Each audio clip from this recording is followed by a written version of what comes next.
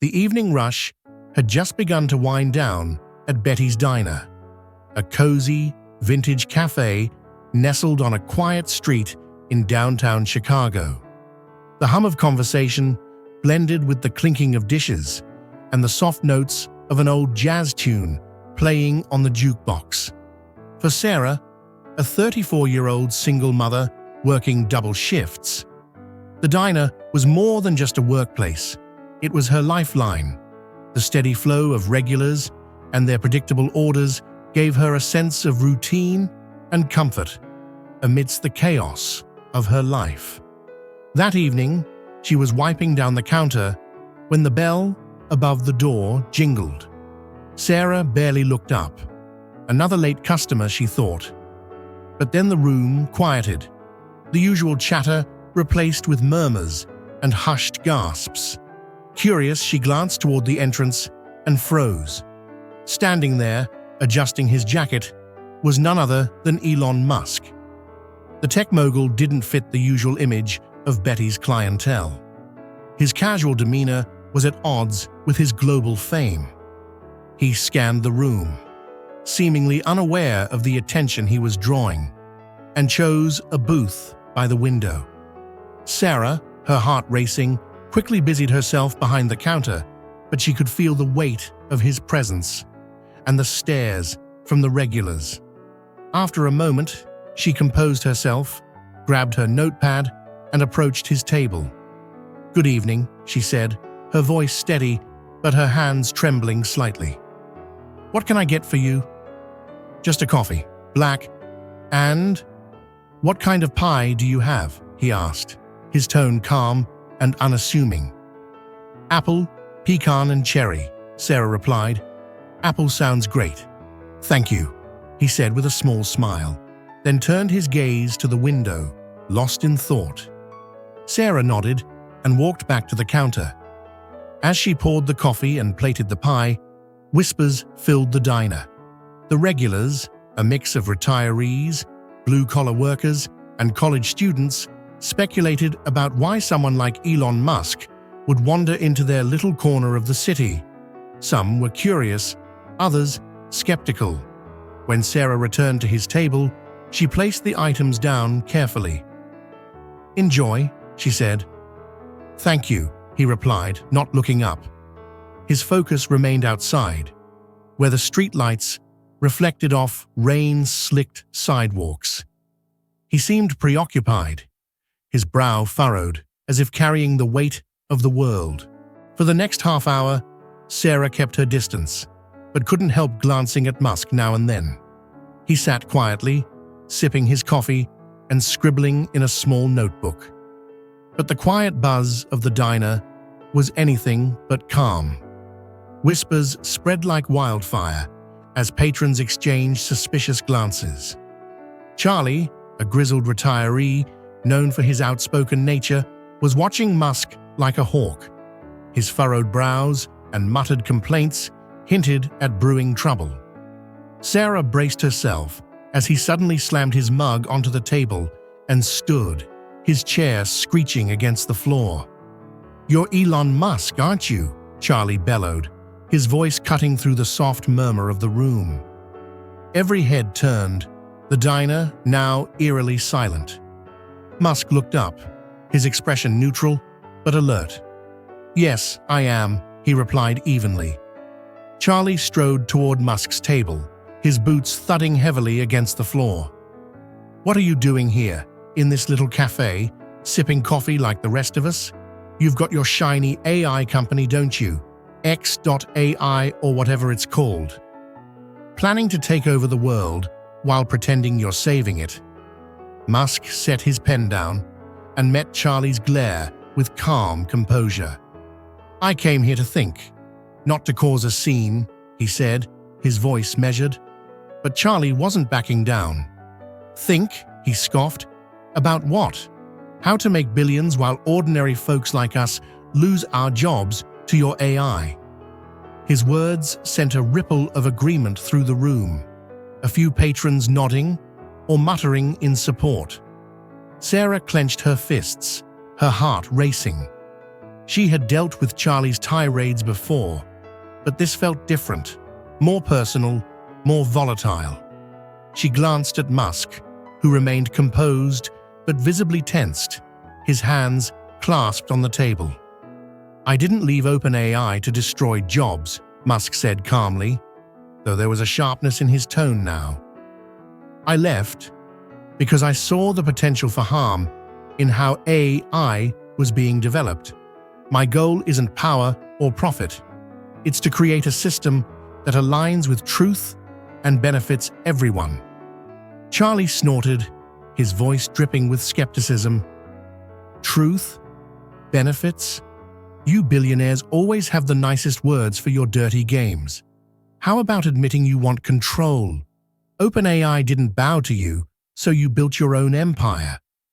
The room buzzed with low murmurs. Sarah could feel the tension thickening, a mix of distrust and animosity hanging in the air.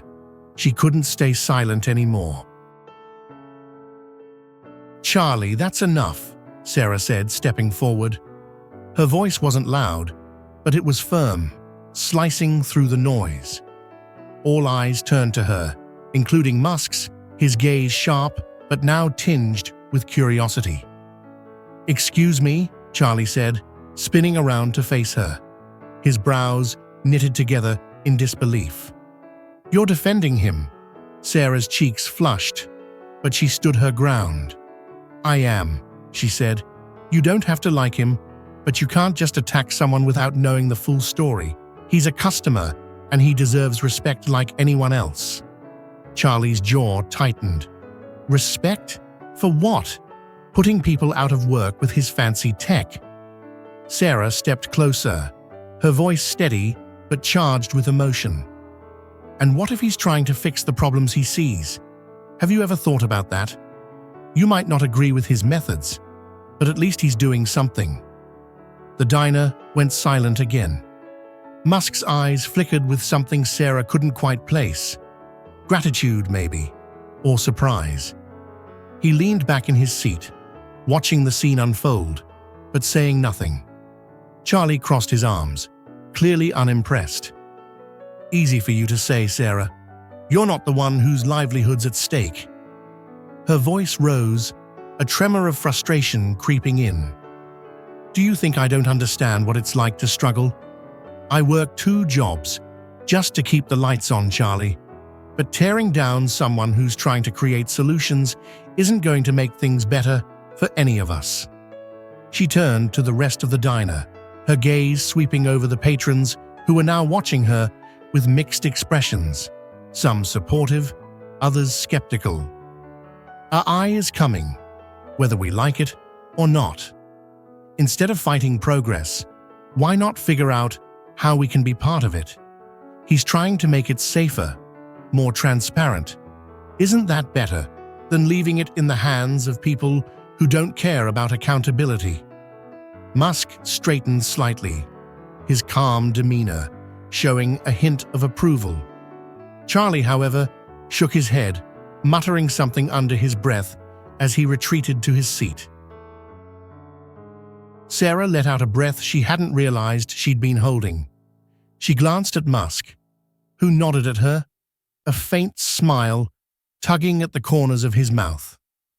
"Thank you," he said simply.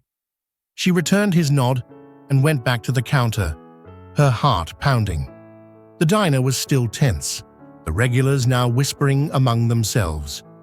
Mr. Thompson, the manager, emerged from the back, his frown deepening as he surveyed the room. "What's going on here?" he asked sharply. "Nothing, Mr. Thompson," Sarah said, keeping her tone neutral. "Just a little misunderstanding."